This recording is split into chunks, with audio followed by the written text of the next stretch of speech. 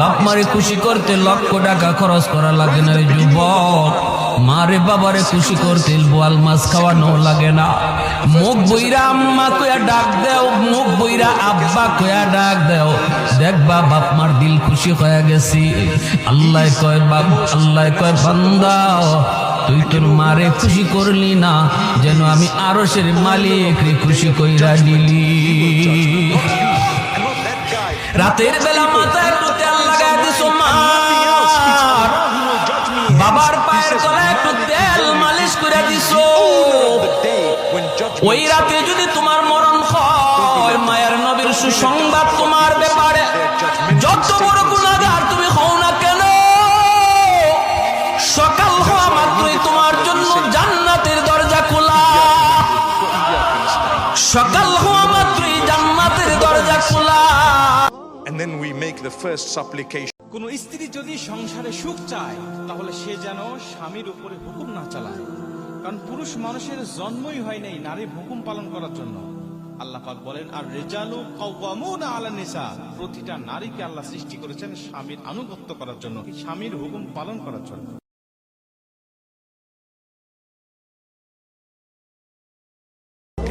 তোমাকে মানুষ যত কষ্ট দিবে তুমি তত বেশি চুপ থাকবা, আর তোমার সব অভিযোগ, তোমার সব কষ্ট আল্লাহর উপরে ছেড়ে দিবা। মনে রাখবা, জালেমের দিন একদিন না একদিন শেষ হবে। কেউ তোমার দীর্ঘশ্বাসের কারণ হবে, কেউ তোমায় কষ্ট দিবে আর আঘাত করবে, সে খুব বিন্দাস আরামে থাকবে, এটা কোশ্চেন কালো সম্ভব নয়, কারণ এটা ন্যাচার অফ ল, এটা রিভেঞ্জ আছে। এমন একটা সময় আসবে যে তোমাকে কাঁদিয়েছে সে একদিন কাঁদবে, এটা কিন্তু পৃথিবীর নিয়ম, বাস্তবতা এইটা। কিয়ামতের দিন ধন সন্তান সন্ততি আর সম্পদ কোনো কাজে লাগবে না। সেদিন শুধু আমল, আমল যদি ভালো হয় কাজে লাগবে, আমল খারাপ হবে সব শেষ হয়ে যাবে। আল্লাহ রাব্বুল আলামিন নবীজিকে ডেকে বলেছেন, নবী আপনি বলেন, কুল মা কুনতু বিদআম মিনার রাসূল, আপনি বলুন আমি কোন নতুন রাসূল নই, আমার আগে অনেক নবী রাসূল পৃথিবীতে এসেছেন, তারা বিদায় হয়ে গেছেন। আমি জানি না কিয়ামতের দিন আল্লাহ রাব্বুল আলামিন আমার সাথে কি ব্যবহার করবেন, আর আমি এও জানি না যে কিয়ামতের দিন আল্লাহ পাক তোমাদের সাথে কি ব্যবহার করবেন। এই আয়াত নাজিল হওয়ার পর আল্লাহর হাবিব তার মেয়েকে ডাকলেন, জামাইকে ডাকলেন, নাতিদেরকে ডাকলেন, আহলে বাইতদেরকে ডাকলেন, আর বললেন, ও আমার মেয়ে কলিজার টুকরা ফাতেমা গো শোনো, কেবলমাত্র আয়াত নাজিল হয়ে গেল, আল্লাহ পাক আমাকে শোনায়ছেন কিয়ামতের দিন আমি জানি না আমার সঙ্গে কি ব্যবহার করা হবে, আর এও জানি না যে তোমাদের সাথে কি ব্যবহার করা হবে। ও আমার কলিজার টুকরা মেয়ে ফাতেমা, কিয়ামতের দিন মুহাম্মদ সাল্লাল্লাহু আলাইহি সাল্লামের মেয়ে, এই হিসাবে তোমার নাজাতের ফয়সালা হবে না। ও আমার কলিজার টুকরা নাতি হাসান আর হোসেন, কিয়ামতের দিন মুহাম্মদ সাল্লাল্লাহু আলাইহি সাল্লামের নাতি হিসাবে ফয়সালা হবে না। ও আমার জামাই হযরতে আলী, কিয়ামতের দিন আমার জামাই হিসাবে নাজাতের ফয়সালা হবে না। আমল যদি ভালো হয় ফয়সালা ভালো হবে, জান্নাতে চলে যাবে। আমল যদি খারাপ হয় কার নাতি কার জামাই দেখা হবে না। সুবহানাল্লাহ, কঠিন কিয়ামতের মাঠ। এই পরকালের বিশ্বাস যদি কলজার মধ্যে ঢোকে মানুষ ভালো হয়ে যাবে। কোন সুবহানাল্লাহ। আপনাদের দৃষ্টিতে পারবে, কথার জবাব যে দিলেন না। পুলিশে কি মানুষের চরিত্র ভালো বানাইতে পারবে? পুলিশের চরিত্র ভালো বানাবে কেডা? সেটাই তো কথা। মানুষের চরিত্র যাতে ভালো থাকে, মানুষের জন্য খারাপ কাম না করে, সেজন্য পুলিশ। পুলিশ যাতে খারাপ কাম না করে সেজন্য আরো একটা ডিপার্টমেন্ট আছে না? তারা যাতে খারাপ কাজ না করে সেজন্য আর একটা আছে। এন্টি করাপশনের আবার এন্টি করাপশন আছে, তার উপর আবার এন্টি করাপশন আছে। এন্টিটার অভাব নাই। সুতরাং পুলিশ দিয়া, বিডিআর দিয়া, আর্মি দিয়া মানুষের, দেশের, জাতির চরিত্র ভালো বানানো যায় না। রাসূলুল্লাহ এ দিয়ে বানান না, এটা ইসলামের নিয়ম নয়। পুলিশ দিয়া, আর্মি দিয়া দেশের মানুষের চরিত্র ভালো বানানো যায় না। চরিত্র ভালো বানানো যায় কেবলমাত্র পরকালের ভয় দিয়া। কিসের ভয় দিয়া?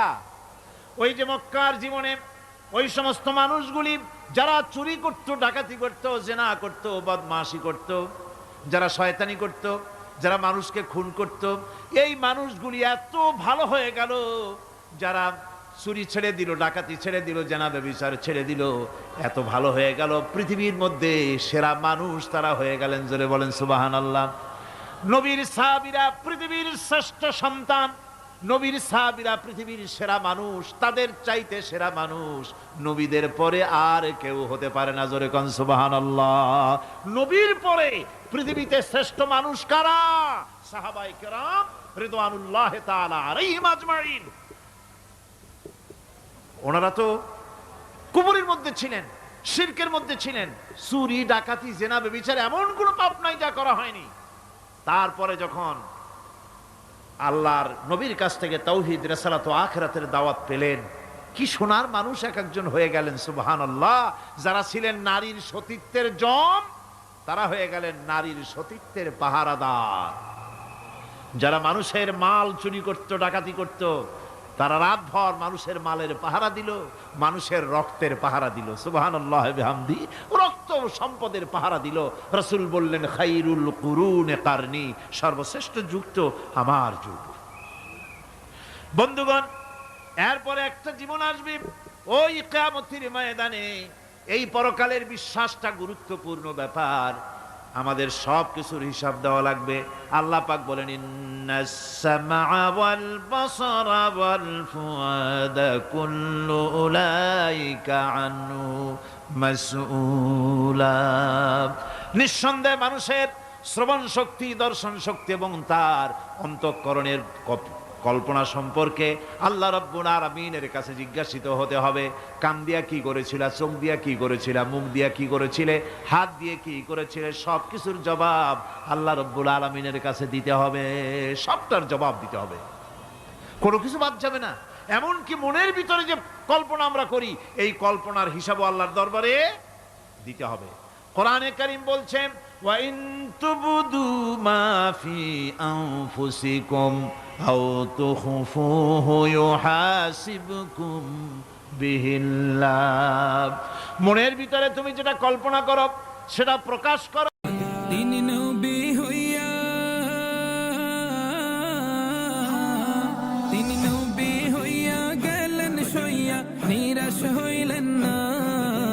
হিজরত কইরা মক্কা ছাইরা কিছুই কইলেন না। হিজরত কইরা মক্কা ছাইরা কিছুই কইলেন না। তাহার তরে মন আমার জলে দহনে, সপেছি প্রাণ রাসূল শোনে। সপেছি প্রাণ রাসূল শোনে। আমার সপেছি প্রাণ রাসূল শোনে। তিনি তায়েফ মাঠে, তিনি তায়েফ মাঠে আঘাত পাইলেন, মনে কষ্ট নাই। আন্ধার রাইতে যায় পড়লে নামাজ পুণ্য হবে, শূন্য হবে পাপ। আল্লাহ রাসূলেরই প্রেমে মনটা হবে সাফ। পড়লে নামাজ পুণ্য হবে, শূন্য হবে পাপ। আল্লাহ রাসূলেরই প্রেমে মনটা হবে সাফ। দম থাকিতে শুধরে নিও, তওবা পড়ো জবানে। রাসূল প্রেমে খোদারি টানে।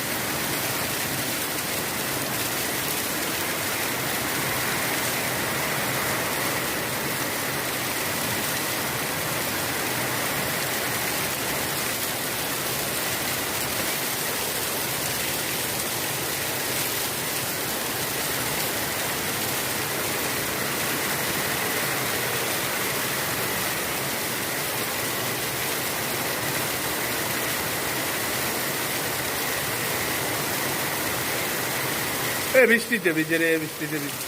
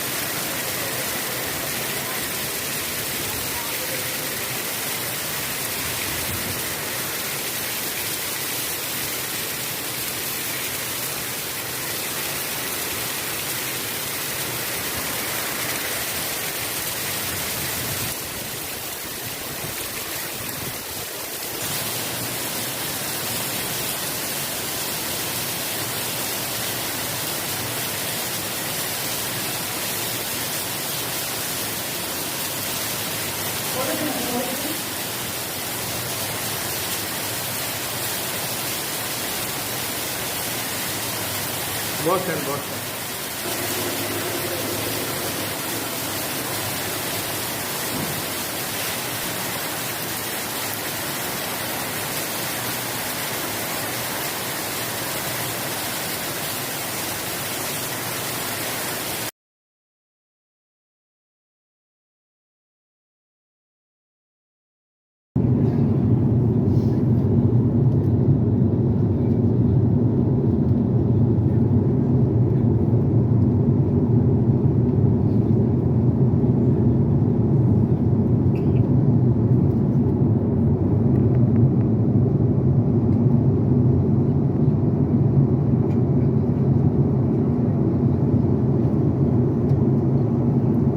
মহিলা ও মহোদয়গণ, আপনাদের মনোযোগ আকর্ষণ করছি, আমরা কিছুক্ষণের মধ্যে অবতরণ করতে যাচ্ছি। আপনাদের সবাইকে নিজ নিজ আসন গ্রহণ করছি এবং দয়া করে সকলে নিজ নিজ সিট বেল্ট বেঁধে দিবেন। ধন্যবাদ।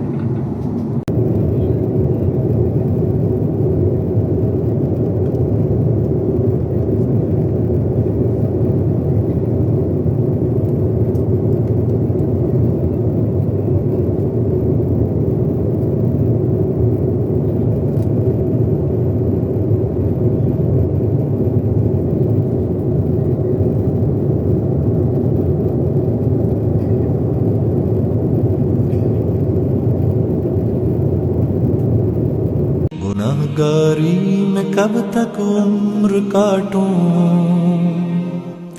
बदल दे मेरा रास्ता, दिल बदल दे।